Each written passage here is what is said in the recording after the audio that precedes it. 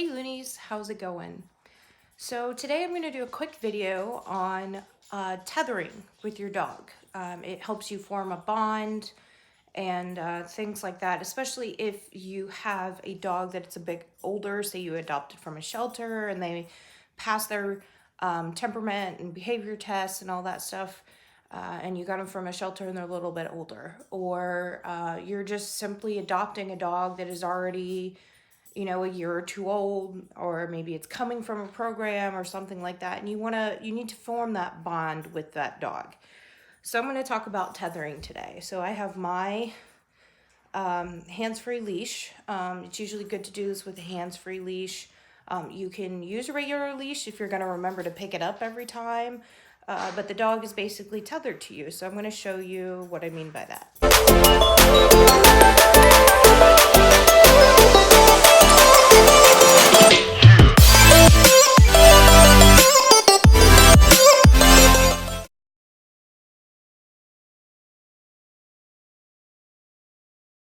For this video, guys, you're going to need a hands-free leash of some kind, and either your training collar, like this one, or your prong collar. And you need to make sure that both of these are properly fit and they're not going to slide down the neck so your dog doesn't get injured.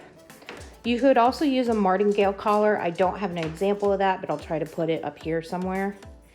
So that is a third collar that you could use. But make sure they are fitted properly so you don't have any issues while being tethered to your dog.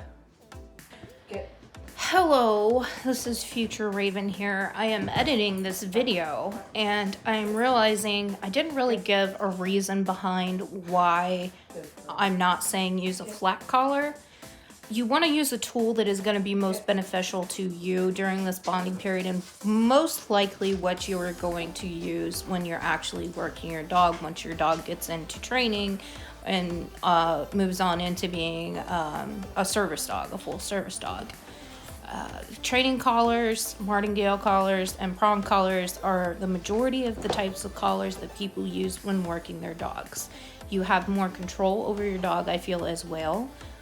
You could also use a head halter, which is something else I forgot about. A head halter is also going to be beneficial, and it's not going to be used like a training collar or a prong collar where it's around the neck. It goes over the nose, which gives you a little more head control over the dog. I'll try and post an example of what head halters look like and up here somewhere. That way you know that is also a tool you can use. Also keep in mind that any tool used incorrectly can harm a dog. It doesn't matter the type of tool. So make sure whatever tool you're using with your dog during this bonding period, you know how to use and use correctly, and that it's fitted properly as well. Okay, so here's Luna. She's sitting right next to me in a heel. We have done tethering before. So this is something that she's done before, but with her being tethered to me, yes, she's wearing her prong. It's up to you whether or not you want to use a prong or not. Anytime I do tethering to do a bonding period with Luna, I do use her prong because it also reinforces that, oh, this is kind of like a work thing. We're working, because she associates her prong with work. She doesn't wear it any other time except when we're going to the dog park. So she's sitting right next to me here. If you have a brand new dog, this is going to help enforce the heel command. You can use the word heel if you want, when you want the dog to heel, or you can just start putting that word into play once the dog starts heeling the way you want. Luna is sitting right now because this is what she's been trained to do. She can also lay down if she wants to, but normally if we're not moving, we are in a sit. Day, you're just gonna have your dog, him or her, tethered to you, and they're just gonna go wherever you go. If you want to give some gentle corrections, if they're pulling, and I do mean gentle, if they're going too far forward, just a little, like that, a light pull. Or if you want them to sit down, Luna, sit. Give the little correction to have them sit. Good girl.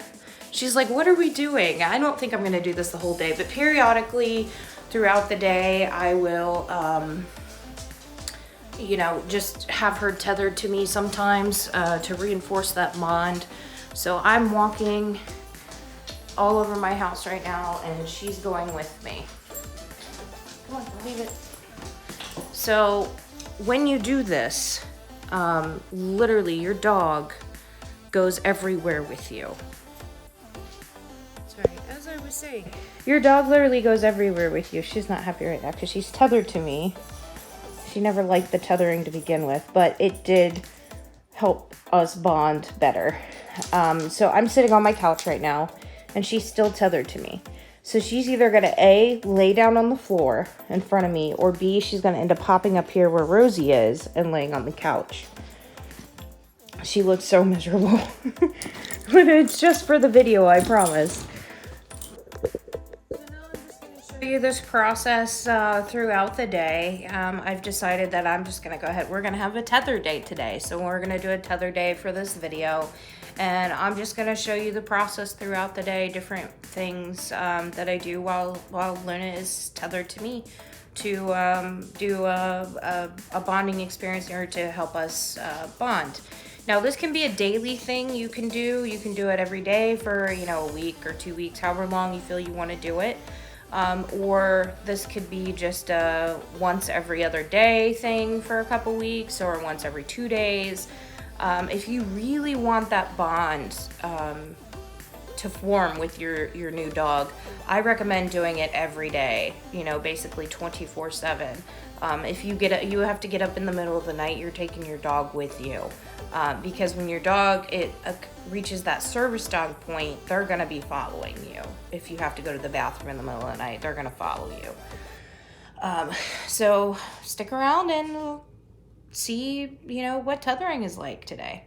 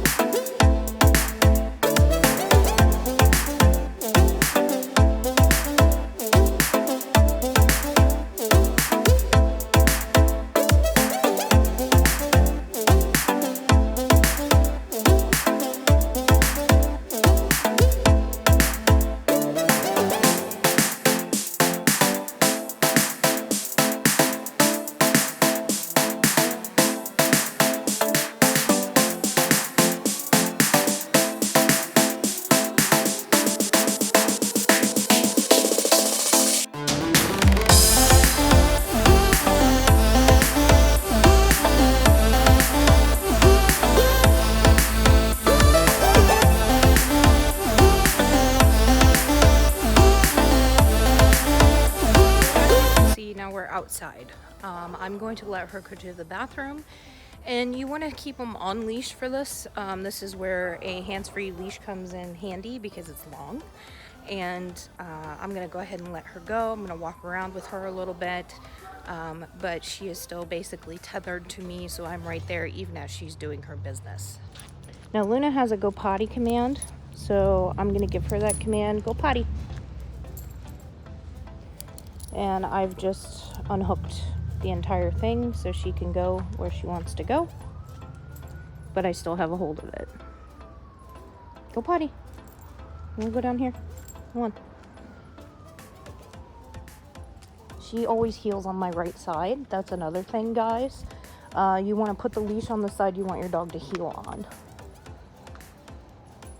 Go potty. If you have a fenced-in backyard like I do, an option would be to go ahead and let them off leash. I just let her off leash because you're still in a close quarter with your dog, especially if your dog is stubborn and doesn't want to go to the bathroom on the leash when they're at home.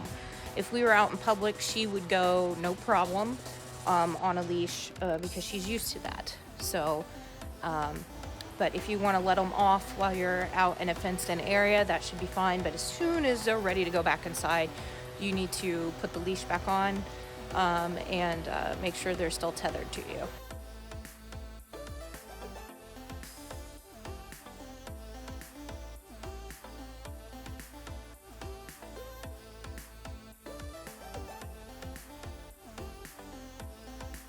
Few moments later. Also, something important throughout the day, you want to make sure that you're allowing your dog access to water by either taking them to get a drink or taking a break from tethering very shortly. That way they can roam around and get the water they want, because a lot of dogs, they don't want you standing over them when they're getting a drink. So I'm gonna set an alarm on my phone. I'm gonna take a 5-minute break with her, and I'm gonna let her roam around and do what she wants. Now, this is important to, giving them just little breaks here and there. It's also building a trust. You know, they're tethered to you, but you're going to trust them, and they're going to learn to trust you in return by letting them off the tether for a little while. So I'm going to let her off just for a little while. I'm going to set an alarm for about 5 to 10 minutes, and she can get a drink during that time and just kind of wander around if she wants. Okay, so you let your dog have a nice little break, and your timer's gone off, so you've tethered them back to you again. And now just continue going about your day. You can do that a couple times a day, if you like, or you don't have to do that at all. That's just an option you have, and that's a trust thing that you can build with your dog. There's so many different ways to go about doing this. It's really kind of what works best for you while your dog is still, of course, tethered to you. So you're gonna kind of go about your normal day and see what really works for you. If something doesn't work for you, or you're doing a certain thing and it's just like, okay, well, I'm gonna set that timer while I do this and let them have a little bit of a break. So whatever works best for you. To even while you're watching TV, though, your dog is still tethered to you. That is currently what I am doing. I am watching TV, and Luna is still tethered to me. She's laying down in front of me, quite comfortable, not a care in the world. So that's where we're at. And here soon, we're going to move on to, the evening bedtime routine, dinner. I'll show you, various things, or how you want to kind of set it up to where they're still close to you at night while you're in bed.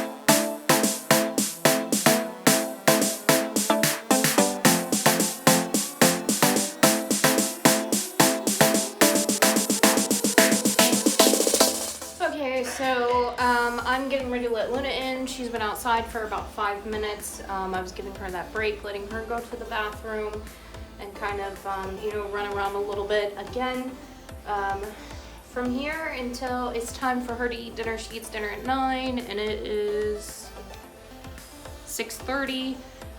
So we've got a little while. We're just gonna relax and probably watch some more TV, maybe read some more, and then go ahead and get into our nighttime routine. So we'll see you guys when we do that. So while we're waiting for evening time to roll around too, I decided... Cereal party, you mean? I decided that, this is also something you can do with bonding, give your dog a break. I'm gonna let her off here, and I have one of her favorite toys, and you can bond over playing with a ball, with a tug, anything like that. She's jumping up on me. She wants it right now. Okay. So this is, what you're gonna do. You're gonna allow your dog to, play and tug on it, whatever, you wanna do. So, We're not even. yeah, what? Oh. Let him chew on it. She really likes the middle part of this specific toy, but she will, tug on it sometimes too. So this is also a way to bond. Use a toy, play with your dog, fetch, a tug toy, whatever. So you're also bonding. See, now she wants to sit and wait. She's like, if I sit and wait, will you give it to me? So I'm gonna give this to her after a little bit. I'm gonna run around a little bit with it, walk around and stuff, so she can, kind of chase it around and whatnot, and let her chew on it. Give her a nice break. Okay, so it's time for dinner, and I'm going to let her off lead now, or off the tether now to eat, and get some water and relax a little bit, and then we're gonna head to bed, and we'll show you kind of how you should have a bed close to you if your dog is not gonna sleep in the bed with you as part of the tethering process. Okay, so now we're up here, time to go to bed. I am sitting on my bed, and Luna's bed is right here by me. So she does utilize this bed during the night. Sometimes I'll ask her to get down, but she does also sleep with me. And she sleeps close to me for 2 reasons. 1, the bonding. 2, I have night terrors, so she wakes me up. So you can untether your dog at this point, put their collar and leash somewhere close by you. I have mine in here in this drawer. So that way when you get up first thing in the morning, you tether them, you go outside with them, they go to the bathroom with you, all that stuff. So that's going to do it for this video, loonies. I hope this was helpful and informative to you. If you have any questions at all, feel free to comment down below and I'll do my best to answer those questions. If you haven't already checked our channel out, go ahead and check it out. If you like what you see, hit that subscribe button and become a loony and join our loony bin for life, because we're all a little crazy here. We'll see you next time.